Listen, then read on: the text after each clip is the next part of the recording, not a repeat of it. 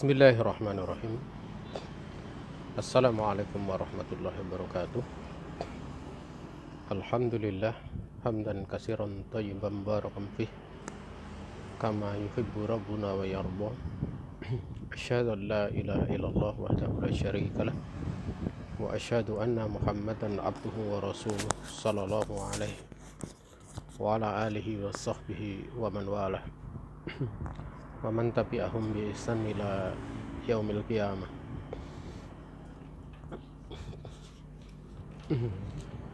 Para guru dari SITD Darussunnah Al-Islami yang dirahmati Allah Subhanahu wa taala. Di siang ini kita akan melanjutkan bahasan dari kitab Ithaful Uqul bi Syarhi As-Salasatil Usul.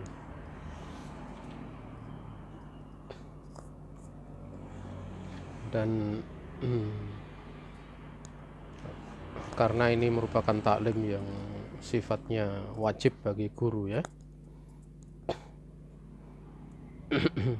yang ini merupakan program dari yayasan di mana lembaga SITD Darussunnah Al-Islami berada di bawah naungan yayasan Darussunnah Al-Islami. Nah, karena taklim ini sifatnya wajib ya, maka barang siapa yang tidak hadir dia punya tugas ya. Tugas itu adalah membuat ringkasan materi ini ya. Di setiap kajian yang dia tidak hadir, dia punya tanggung jawab untuk memberikan ringkasan kajian ya. Tentunya itu juga tidak menjadikan dari penyelenggara untuk melakukan apa yang menjadi kelaziman dari akad ya. Karena sebenarnya hadirnya itu sebuah kewajiban ya. Dan tentu kalau seorang dia tidak hadir, dia ada kelaziman-kelaziman yang dimaklumi sebagai sebuah tanggung jawab ya. Tanggung jawab seperti absensi ataupun ketidakhadiran, juga dari sisi dari sisi apa yang telah berlaku dari akad, misalnya pemotongan. Nah, itu adalah merupakan kewenangan dari pihak yayasan ya.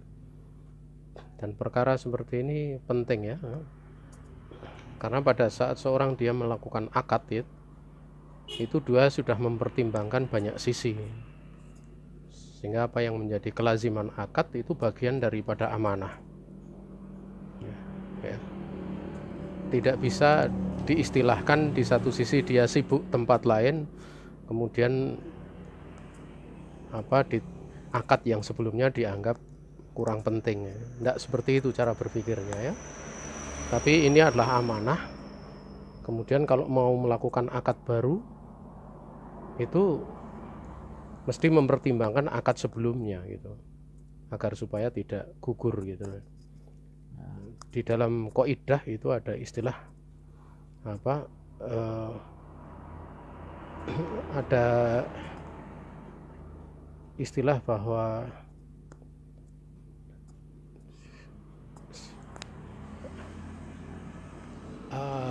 al-masgul la yusgul ya. Sesuatu yang tersibukkan itu tidak bisa disibukkan dengan kesibukan lain ya. Memang di kalangan madhab Hanafi ada lebih dirinci ya, lebih dirinci kaidah itu, selagi kesibukan yang lain itu tidak menggugurkan kesibukan sebelumnya. Nah, ini mesti difahami itu.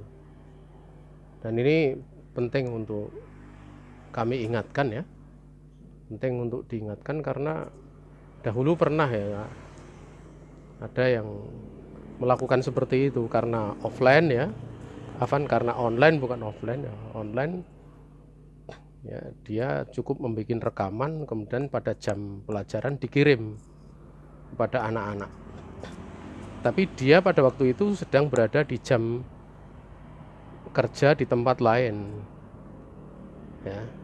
sehingga dia bisa menggabungkan keduanya gitu. Ini merupakan bentuk sikap tidak amanah ya, karena orang yang sudah bekerja itu waktu, pikirannya, tenaganya itu sudah ibaratnya sudah dibeli dia ya, dibeli, sehingga kalau dia pakai model khilah seperti itu termasuk dari jenis tidak amanah.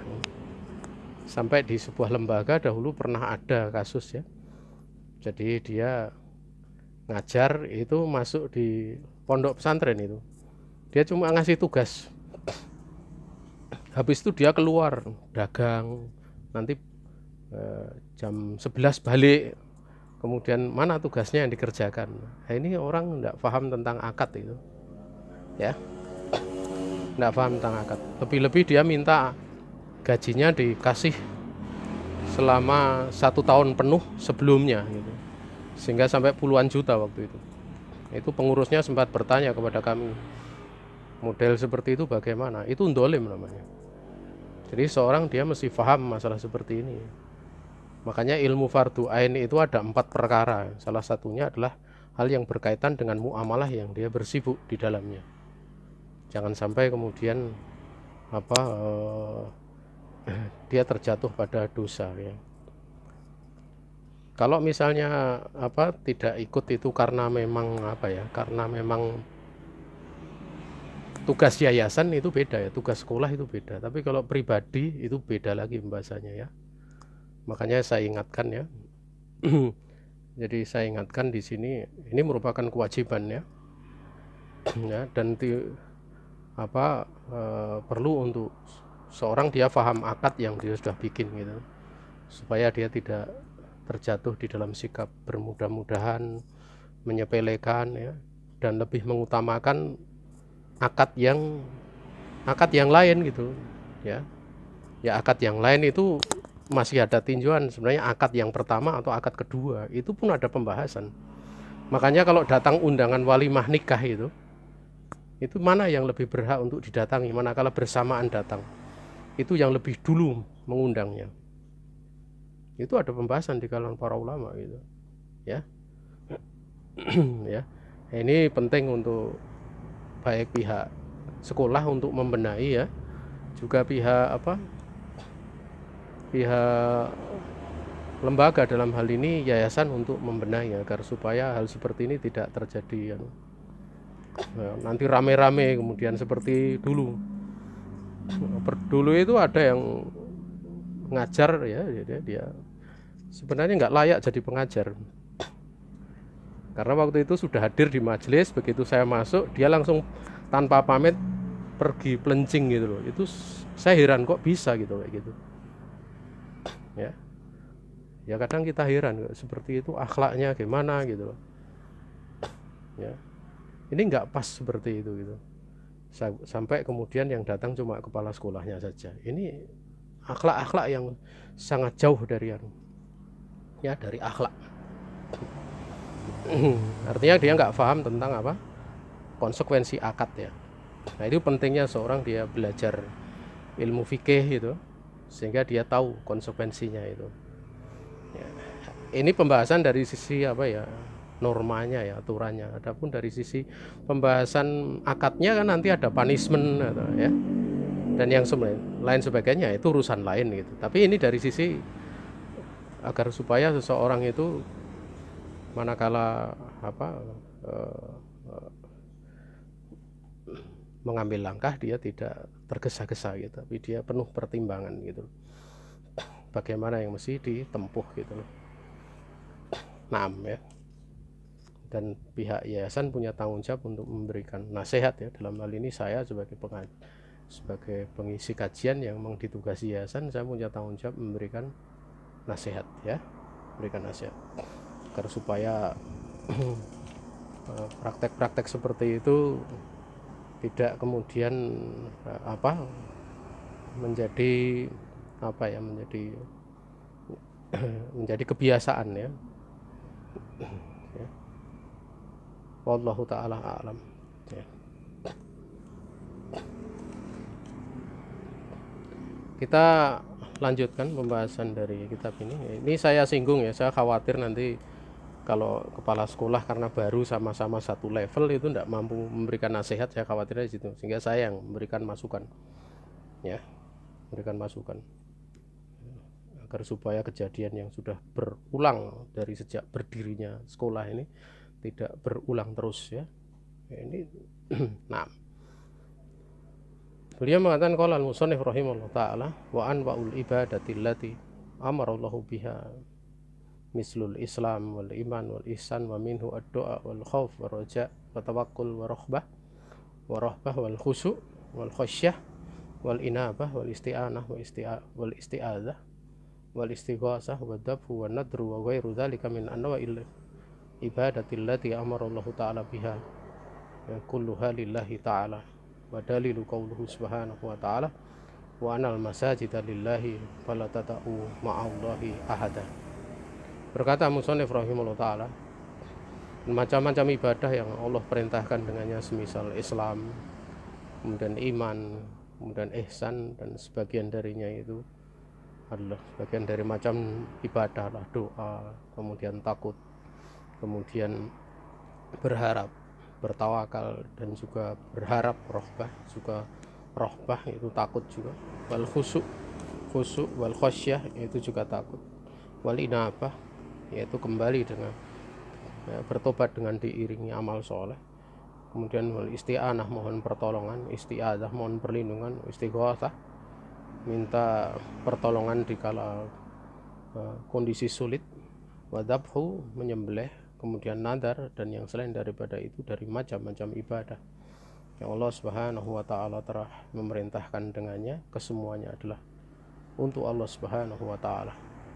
Dan dalilnya adalah firman Allah Subhanahu wa ta'ala bahwasanya masjid-masjid itu hanya milik Allah Subhanahu wa ta'ala, maka janganlah kalian menyeru di samping Allah Subhanahu wa ta'ala dengan sesuatu apapun, ya. Al-masajid itu adalah jamak dari masjid, ya, dia jamak dalam bentuk, kalau tanpa alif lam itu sigoh muntahal jumu', di mana sih tidak ada jamak setelahnya, ya. Dia sigoh muntahal jumu', ya, yang masuk pada ismul ladzi la yansharif manakala tanpa alif lam. Tapi kalau pakai alif lam maka menjadi yansharif, ya. Tapi tetap itu statusnya adalah sigoh muntahal jumu', ya. Jamak dari masjid, dia adalah maudhi'u as-sholati wa makanuha, dia adalah tempat sholat, ya, tempat untuk sholat, ya. Dinamakan tempat sholat itu dengan masjid, ya, sumya masjidan minas sujud, diambil dari kata sujud, ya, karena sujud itu diambil di situ dari masdarnya, ya, atau isim masdarnya. Dan kita tahu sujud itu adalah paling mulianya dari macam-macam rukun di dalam sholat, ya. Sehingga di sini tempat tersebut entah itu bangunan ataupun tanah lapang, ya, selama di situ ditegakkan sholat berarti itu masjid. Artinya di situ maknanya lebih umum dibandingkan dengan bangunan yang memang dikhususkan untuk sholat seperti masjid yang dimaklumi saat ini. Nah, ya, maka di situ Allah Subhanahu wa ta'ala melarang untuk menyeru selain Allah Subhanahu wa ta'ala. Dan sigoh ini adalah sigoh yang umum, yaitu ahada di situ adalah umum karena dia nakirah pada konteks, ya, penahian, yaitu nakirah pada konteks nahyi itu kalau dalam ilmu usul yufidul am, ya, memberikan faedah umum. Sebagaimana ini juga berlaku pada faedah nahwiyah, faedah di dalam ilmu nahwu, ya. Sehingga di sini lafadz ahadan nakirah fi siyaqin nahyi wa huwa ihda siyaqil umum, dia salah satu dari konteks bentuk-bentuk umum, ya, bentuk-bentuk makna yang mana nakirah tersebut kemudian berkonsekuensi memberikan makna umum. Artinya, ya, tidak ada yang berhak untuk diperlakukan doa, ya, di samping Allah atau yang selain Allah, itu siapapun ataupun apapun adanya, sama saja yang diserui itu adalah para nabi atau seorang nabi, seorang malaikat, seorang lelaki yang soleh, dia manusia ataupun jin atau apapun, ya, atau apapun, ya. Dan Nabi alaihi salatu wasalam menjelang wafatnya, ya, beliau sempat mengatakan laknatullahi alal yahud wa nasara ittakhadhu qubur anbiya'ihim masajida. Allah melaknat Yahudi dan Nasrani karena mereka menjadikan kuburan para nabi mereka itu sebagai tempat ibadah, maksudnya sebagai tempat sujud, yaitu untuk bersujud, beribadah kepada Allah Subhanahu wa Ta'ala. Dan beribadah di tempat kuburan tersebut, walaupun yang dituju oleh Allah tentu ada bentuk takdim, ya, pengagungan, ya, kepada penghuni kuburan ada di situ, ya, kuburan para nabi tersebut. Ya, biasanya dia meyakini kuburan itu akan membawa hajat-hajat mereka di hadapan penghuni kubur, membawa hajat-hajat mereka di hadapan Allah. Ya, diyakini seperti itu. Ya, sehingga mereka memberikan nadar, ya, mereka memberikan sembelihan kepada penghuni kubur tersebut dalam rangka untuk apa? Untuk mendapatkan manfaat ataupun menolak madharat. Dan itu mesti melalui penghuni kubur tersebut. Nah, ini termasuk dari jenis beribadah kepada selain Allah Subhanahu wa Ta'ala, walaupun dia berdoanya dia menyeru kepada Allah.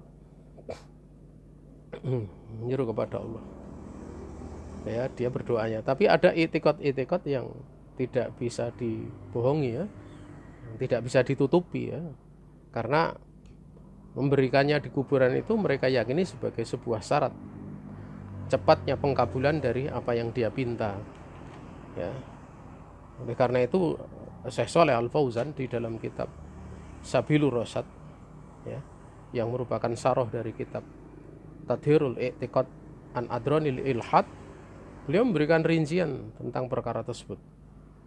Beliau menyebutkan bahwa alasan-alasan mereka mengatakan beribadah kepada Allah, ini semua adalah kepada Allah, itu tidaklah benar. Ada itikad-itikad selain Allah Subhanahu wa Ta'ala. Jamaah yang dirahmati Allah Subhanahu wa Ta'ala, dan Nabiullah Muhammad SAW menjelang meninggalnya sampai menyampaikan laknatullahi alal yahud wa nasara itu dikarenakan, ya, perkara tauhid itu, ya, perkara yang sangat penting, ya. Apakah melarang ataupun menyebutkan, memberikan peringatan kepada bahaya syirik itu semata-mata yang dimaksudkan adalah untuk meniadakan syirik saja tanpa maksud untuk menetapkan adanya tauhid? Tidak seperti itu. Bahwa maksud meniadakan kesyirikan, memberikan peringatan dari bahaya syirik itu adalah untuk maksud menguatkan daripada tauhid, gitu, ya. Makanya sebelum dilarang dari syirik itu ada perintah ubudullah, beribadahlah kalian kepada Allah Subhanahu wa Ta'ala, wala tusyriku bihi syai'an, jangan kalian mensyirikkan Allah dengan sesuatu apapun. Naam. Kemudian jamaah yang dirahmati Allah Subhanahu wa Ta'ala, ya. Qala al-musannif rahimahullah ta'ala, faman sarafa minha syai'an li ghairillahi ta'ala fa huwa musyrikun kafir. Berkata musannif rahimahullah ta'ala, barang siapa memberikan sebagian dari ibadah itu pada selain Allah Subhanahu wa Ta'ala, maka dia orang yang mensyirikkan Allah, lagi orang yang kafir. Pemutlakan kata musyrik dengan kafir itu termasuk dari jenis kata ataupun kalimah yang berlaku sebuah kaidah, yaitu apabila idzat istama'a atau idza istama'a ingfaroda wa idang faroda, ya, istama'a, ya. Jadi berlaku sebuah kaidah, apabila terkumpul keduanya maka masing-masing mempunyai makna beda-beda, ya, makna bersendirian. Tapi kalau disebutkan, ya, hanya bersendirian saja, maka makna yang lain sudah tercakup di dalamnya, terkumpul di dalamnya. Makanya Syekh Albani rahimahullah ta'ala, beliau tatkala menjelaskan antara kafir dengan musyrik itu, beliau menyebutkan adanya makna satu mencakup yang lain mencakup yang satu. Ya. Tapi kalau disebutkan musyrikun kafir di sini itu dimaklumi ya.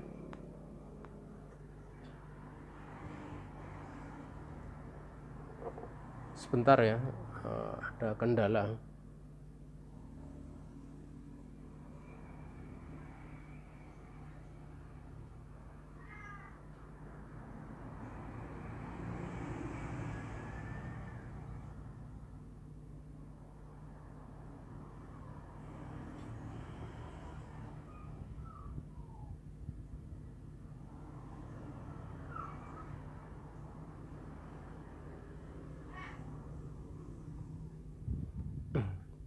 Afan tadi sempat terputus ya di zoomnya.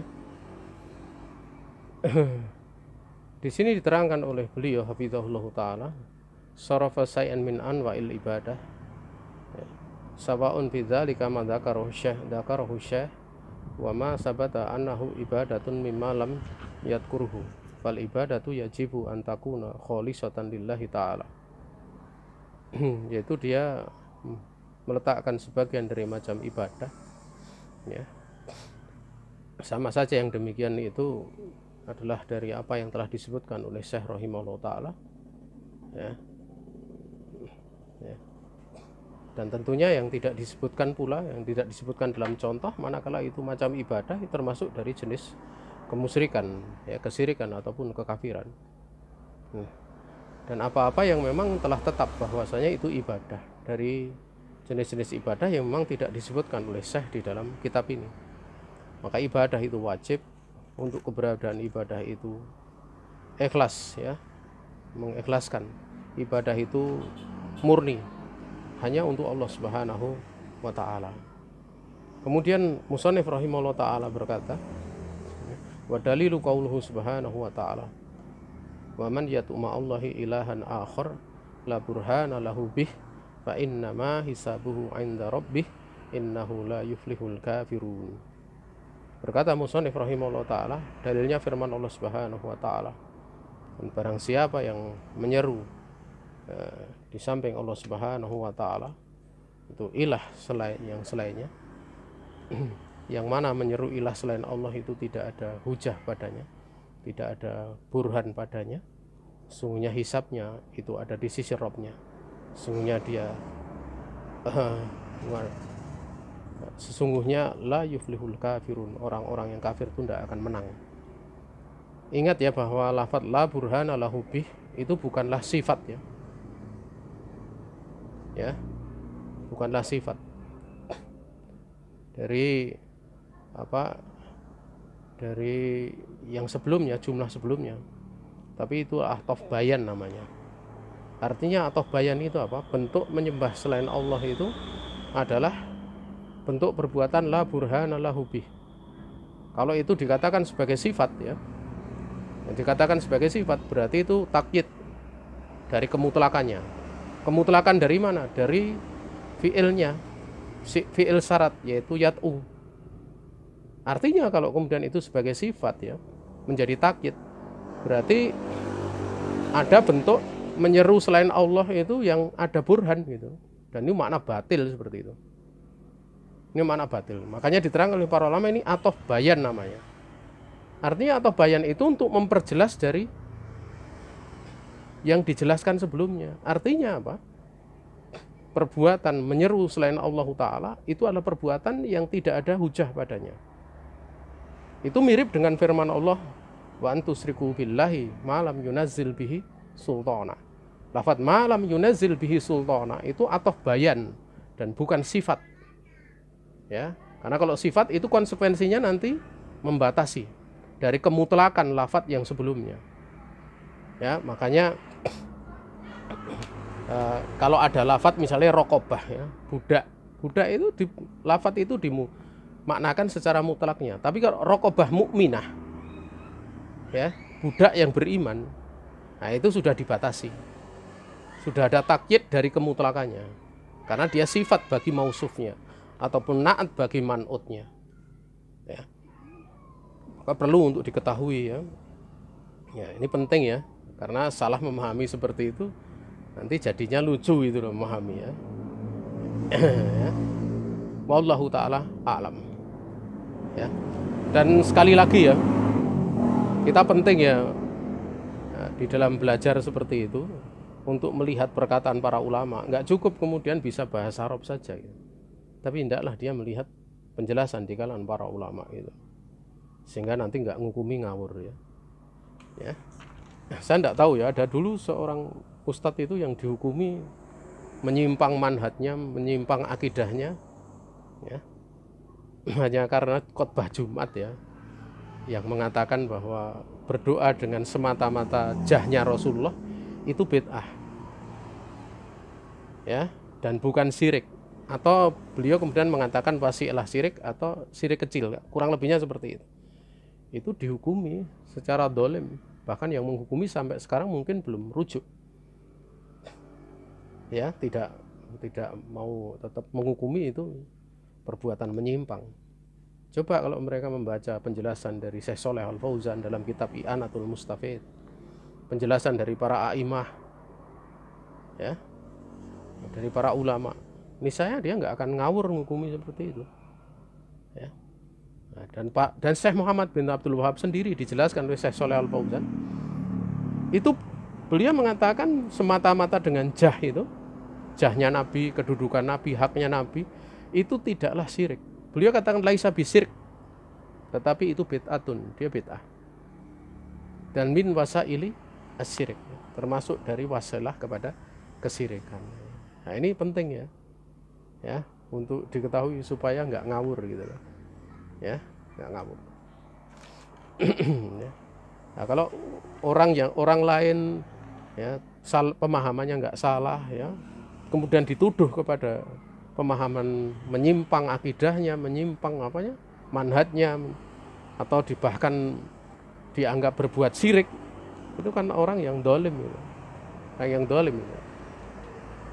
Artinya dia mengingkari dengan cara dolim, rumangsane bener, ya kan repot ya berarti. Ya, perasaan dia di dalam menghukumi seperti itu dianggap sebagai sebuah kebenaran. Itu adalah suatu perbuatan yang tidak selayaknya. Maka melihat kutub para ulama ya, melihat kitab-kitab para ulama itu sesuatu yang penting gitu. Sesuatu yang penting. Wallahu taala a'lam.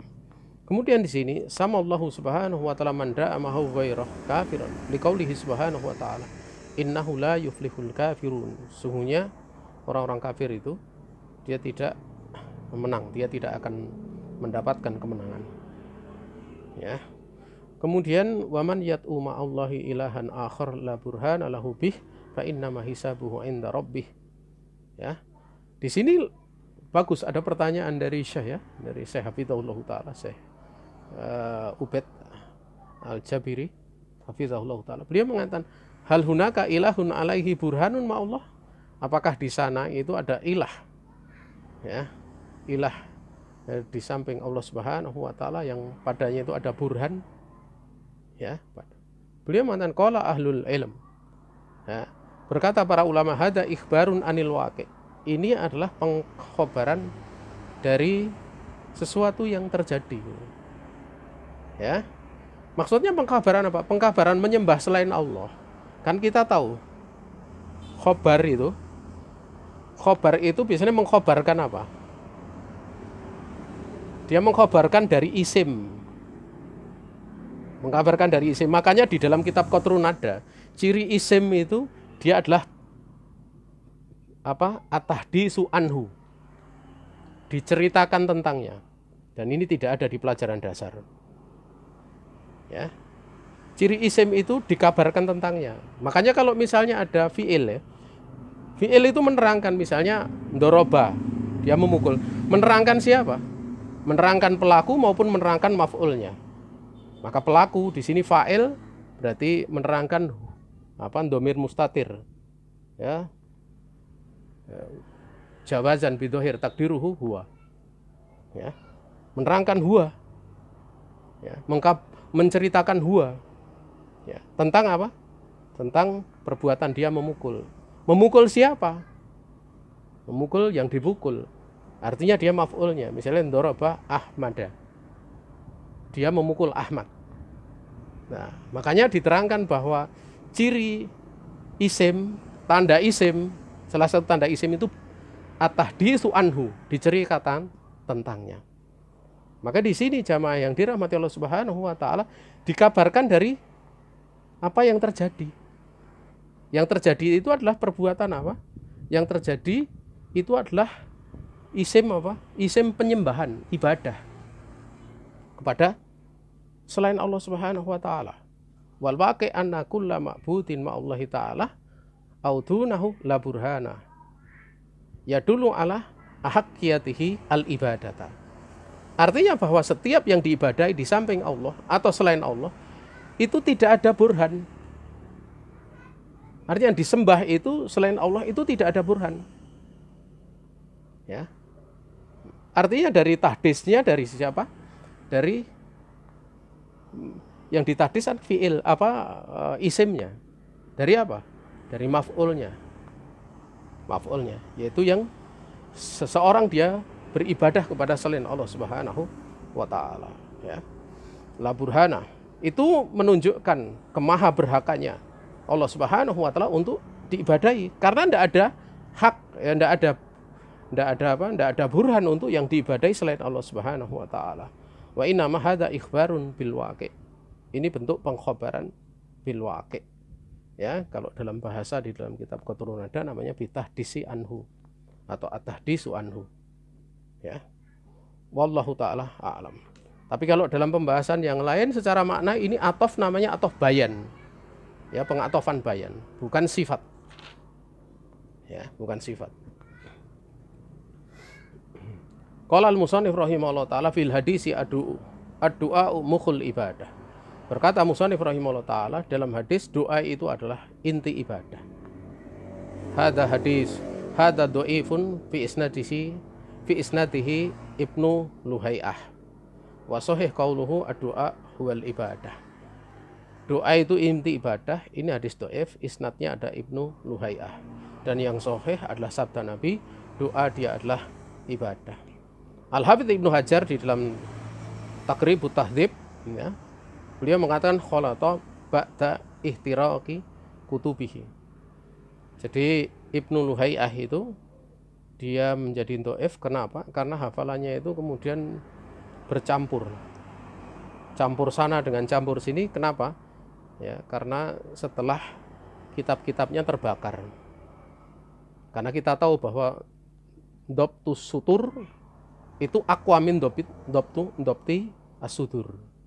Bahwa ketepatan dobet di dalam tulisan itu lebih kuat dibandingkan ketepatan di dalam hafalan atau di dalam dada. Sehingga tatkala kitabnya terbakar ya menjadi campur aduk hafalannya ke sana ke sini. Dan riwayat Ibnu Mubarak dan riwayat Ibnu Wahab, ya, tentang hadis yang semakna dengan hadis ini, ya, adalah riwayat yang lebih lurus, ya, dibandingkan dengan yang selainnya. Kemudian qala al-musannif rahimahullah taala wa dalilu qauluhu subhanahu wa ta'ala wa qala rabbukum ud'uni astajib lakum. Ya, ini tidak saya sambung karena babnya bukan bab qiraatul Quran, ya, tapi bab dzikir. Tapi kalau mau dibaca disambung wa qala rabbukum ud'uni astajib lakum. Innal ladzina yastakbiruna an ibadati sayadkhuluna jahannama dakhirin.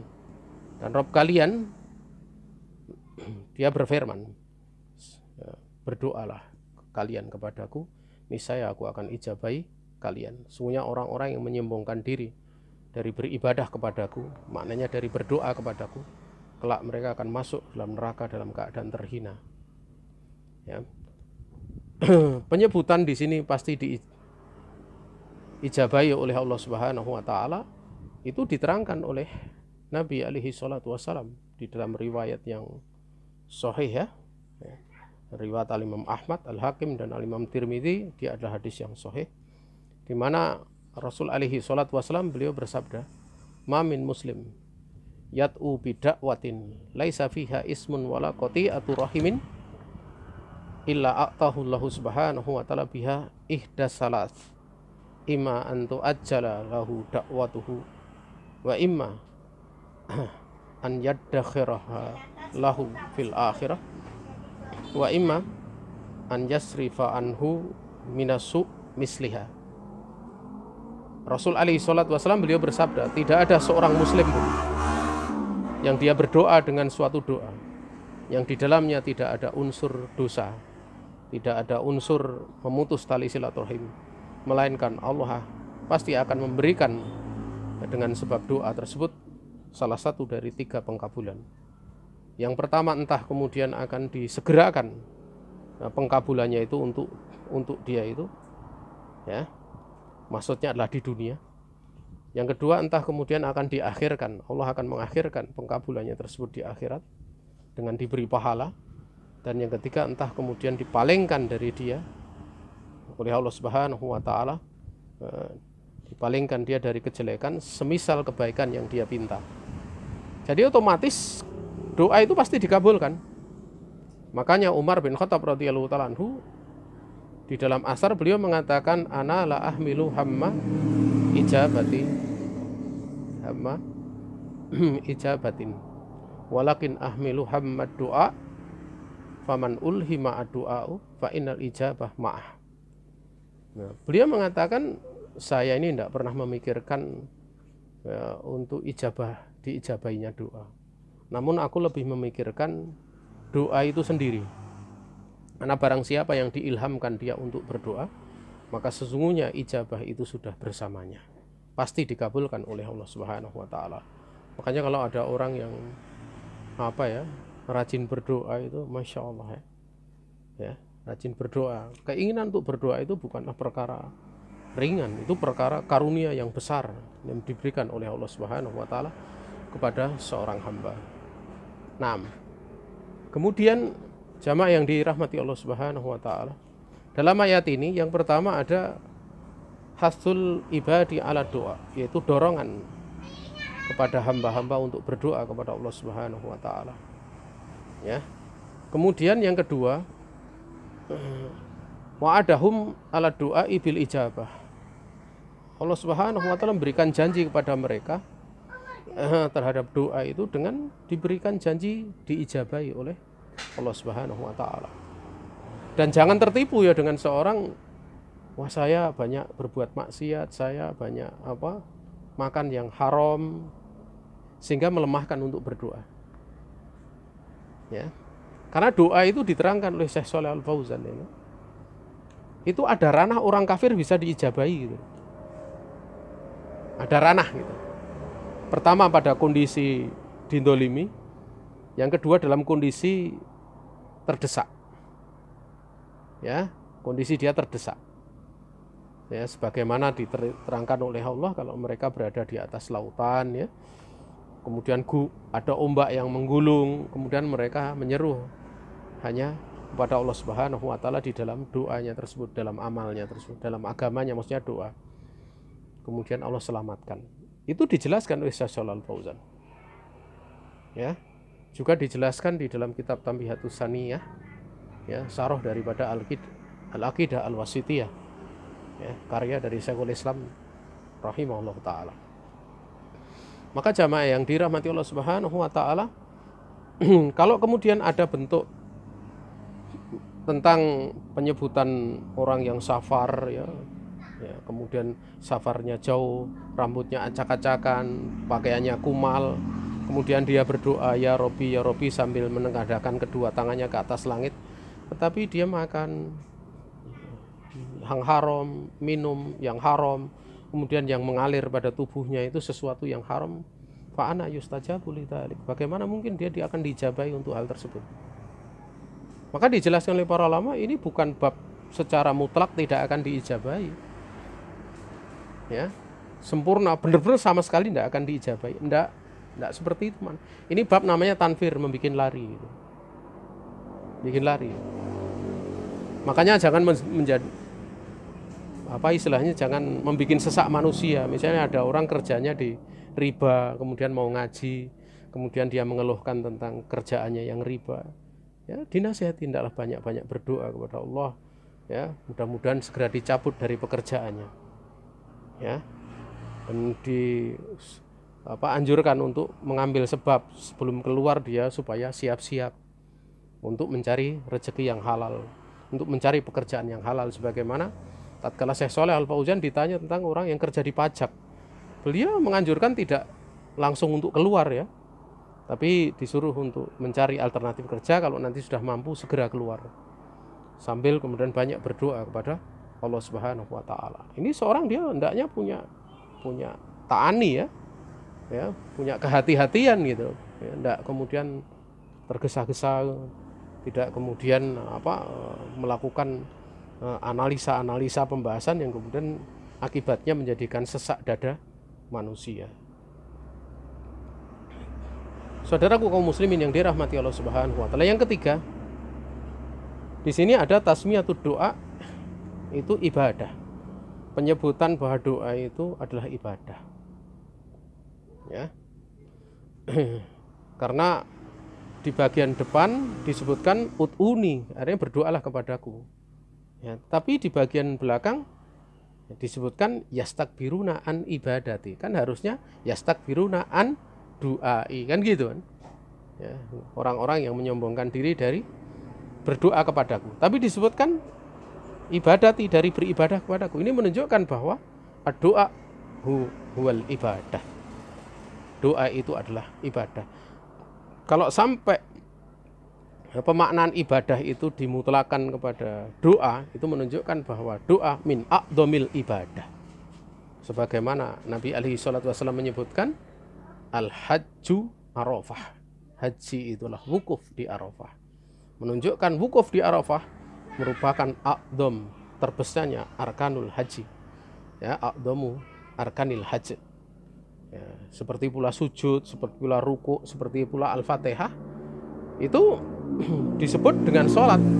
Padahal sholat itu adalah diawali dengan takbiratul ihram, wa tukhtatamu bitaslim, ditutup dengan salam gitu. Sehingga di situ jelas ya, di situ jelas sekali. Nah, kemudian yang keempat, ya, yabqa min aina yustafadu an-nahyu an du'ai ghairillahi ta'ala. Tersisa dari mana bisa diambil faedah adanya larangan untuk beribadah kepada selain Allah Subhanahu wa taala. Yustafadu an-nahyu minal wa'id. Diambil faedah adanya larangan itu dari ancaman. Karena sampai dikatakan apa? Ya.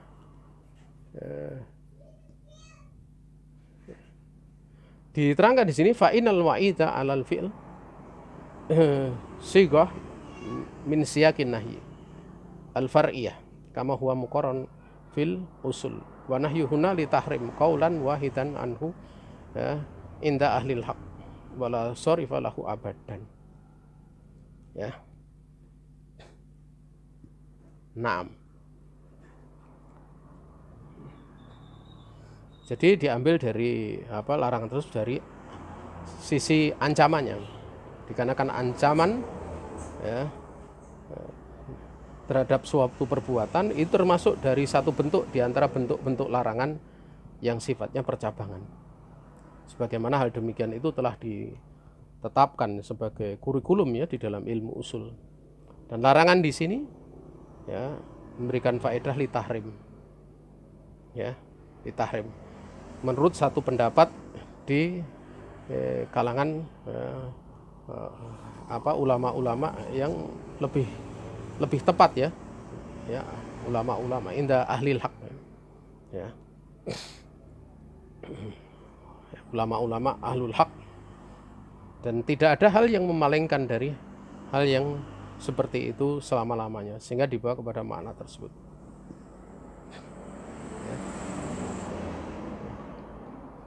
Juga sebenarnya bisa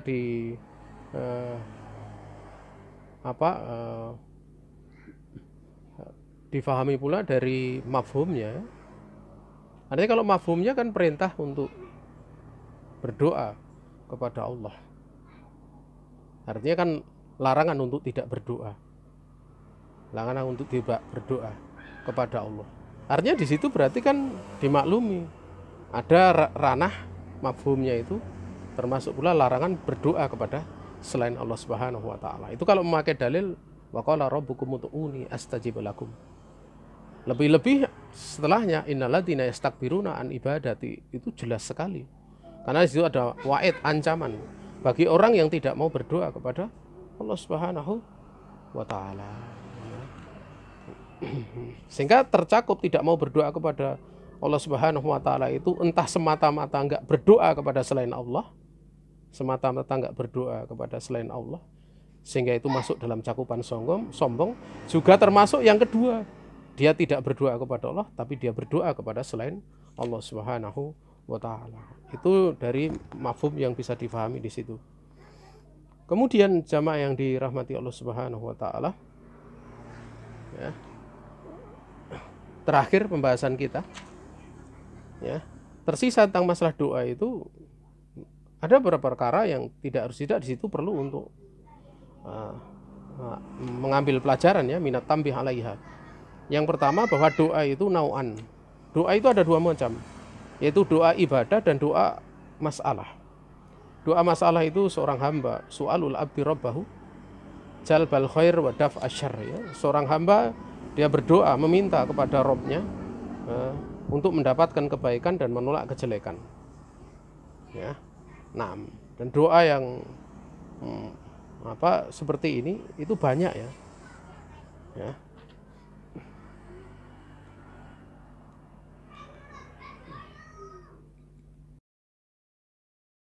Orang misalnya doa masalah dimaklumi itu seperti Allahumma inni as'aluka ilman nafi'an wa rizqan thayyiban wa amalan mutaqabbala, ya.